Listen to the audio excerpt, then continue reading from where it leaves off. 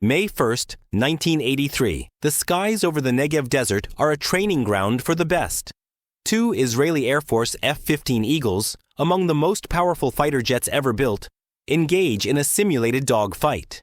In the lead aircraft, pilot Zivi Nedivi pushes his jet through a high-speed maneuver. His wingman, flying the second F-15, closes in. The drill is routine. But in a heartbeat, routine shatters. A misjudgment. A fraction of a second. The two jets collide.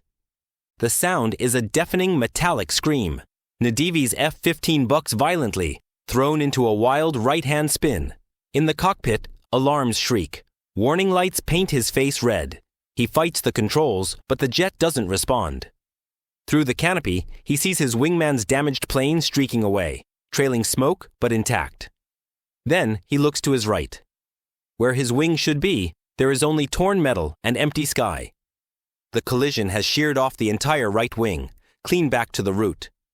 His mind races through the manuals. This is not possible. An F-15 is inherently unstable. It needs two wings to fly. He is not in a damaged plane. He is in a falling brick. But the Eagle is still flying. Unbelievably, the crippled jet is still generating lift from its wide, flat fuselage. Nedivi is not falling from the sky. He is hurtling across it, spinning uncontrollably at over 250 knots. The G-forces pin him to his seat. Ejection is an option, but it means losing a national asset worth tens of millions. He makes a decision. He will try to tame it. Fighting the violent spin, he slams the throttle to full military power. The twin engines roar. The asymmetric thrust counteracts the spin. The wild rotation slows, then stops. He is flying level. But he has no roll control. No right turn. He is flying a secret, unproven aircraft, the world's first monoplane F-15. The airbase is now in sight. He cannot turn. He can only descend. His speed is dangerously high, over 260 knots, nearly twice the normal landing speed. If he touches down at this velocity, he will blow his tires, overrun the runway, and explode. He has one desperate move. He points the nose of his wingless jet toward the runway and yanks the landing gear lever.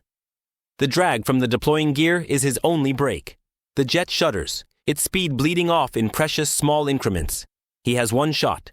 The concrete rushes up to meet him. The wheels shriek as they hit the tarmac. Nedivi stands on the left brake, fighting to keep the asymmetric wreck from veering off the side of the runway. The remaining engine screams. He deploys the tailhook, meant for emergency cable arrests, and it scrapes along the ground, throwing a fountain of sparks. Finally, the jet rolls to a stop. Silence. Ground crews sprint toward the impossible sight.